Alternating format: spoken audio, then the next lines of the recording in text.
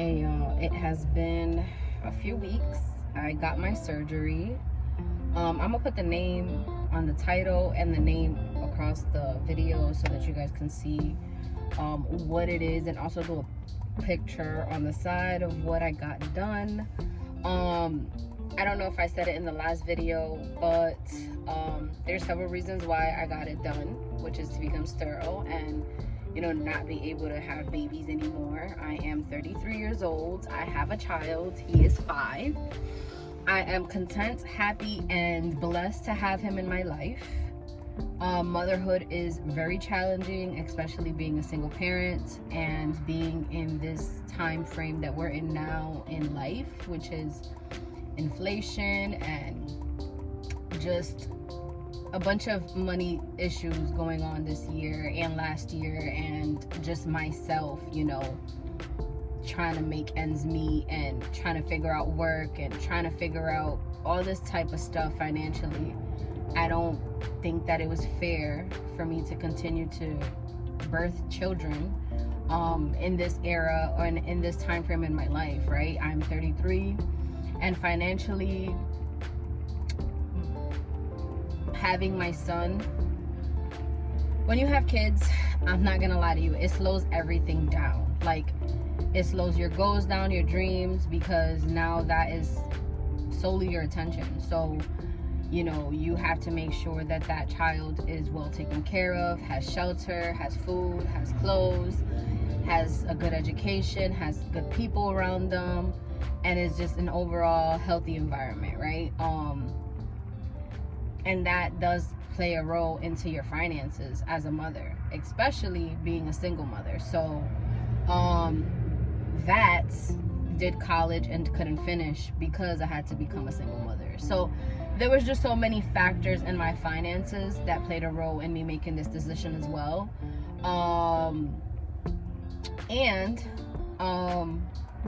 Love and relationships have not been healthy for me, have not been good for me, and yeah, who's to say that by the time I'm 40, and I do have an open and optimistic mindset about it, that I would be able to find a relationship that's healthy and that I can grow from and learn from and last with, right?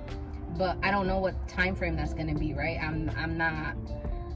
I don't know what the future holds for me in love, right? But I do know that time for me right now, I'm 33, and also births and childbearing has not been positive for me either. So with that being said, there was no point in me going through that emotional roller coaster in relationships and in childbearing or child carrying and being pregnant and all that stuff, because it just doesn't make sense to me anymore. The older you get as a woman, the higher risk you are in dying, potentially losing the child, having a child that has special needs, and the list just goes on. And because I haven't really had healthy pregnancies and healthy relationships with people, I feel like me getting sterile was the best choice for me and my son, health-wise. So those are the reasons, superficially why I did it. It does go deeper than what anybody else could say, which I'm not going to express because this light, I'm trying to get myself right because the light is like all over the place. But yeah, just coming from a perspective of healing and, trauma and just things that I've gone through, to me, it just doesn't make sense to have that open and have that available at my fingertips. So I decided to become sterile. I took both of my tubes out. So you have your uterus, your ovaries, and your fallopian tube. I ended up taking 2 of my tubes out, the right side and the left side. So I will still be able to menstruate, TMI, but I just won't have the tubes, which gives me a fertilized egg that will then go into my uterus. So yeah, so long story short, that is what I did. But moving forward, the next part, what I'm going to talk about now is the healing process. You're going to need like a week off. I'm not even going to lie to you, because it's been a week. Today is a week that I'm healed and I'm fine. And I'm able now to like go out. I do have sharp pains every once in a while, and I'll just take like an ibuprofen. My tip for healing: drink a lot of tea, because they pump your stomach with a lot of gas. So drink a lot of tea, because you're gonna have a lot of air in your lungs and your body, and that's the first couple days. That's the pain you're gonna feel. Gas all over the place. Second is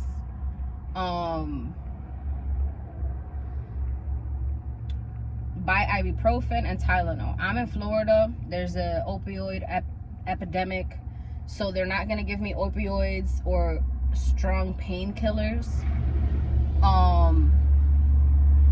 So they didn't prescribe me any painkillers. What they did was say, hey, you know, buy some Tylenol or buy some ibuprofen. What I learned when I got a DNC last year was, if nobody knows what a DNC is when they put you to sleep and they take a miscarriage out of your body, right? So that's what a DNC is. So when I got that, it was very painful, and they just told me to mix Tylenol and ibuprofen together, and that's what I did. I mixed Tylenol and ibuprofen together this time around for the pain, but it wasn't as bad as that pain, if that makes sense, because that's like your whole uterus, right? So that's a whole nother thing, and then there's a lot of blood with that, and that's another story for another time. But this, the first day you have blood, but then that's it. Like after the first day and a half you have blood, and after that you don't have any more blood. So what else? So then after that you have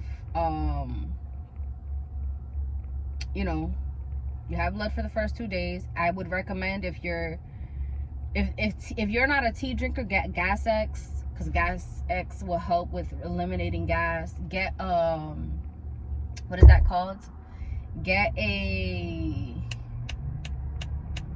forgot what you call it. Get oh my god, I can't think of the word. I said Gas X, ibuprofen, Tylenol. Oh, get a laxative, because your bowels are gonna be funny for the next couple days. You're gonna feel like you have to go, but you're not gonna be able to. So get a laxatives, because you're not supposed to be putting pressure in that area. Don't do it. It's gonna hurt. Try to stay hydrated, drink a lot of water.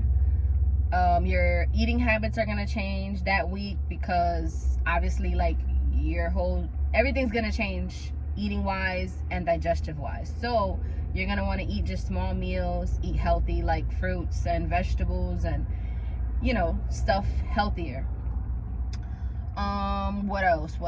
Don't lift anything. Try your best to not lift anything heavy, children, groceries, for the first couple days. After like closer to the week is ending, then you know, you can start lifting stuff, because you're gonna start feeling more like yourself again. Like I said, you're gonna have sharp pains here and there, but it's not gonna be nothing exaggerating, right?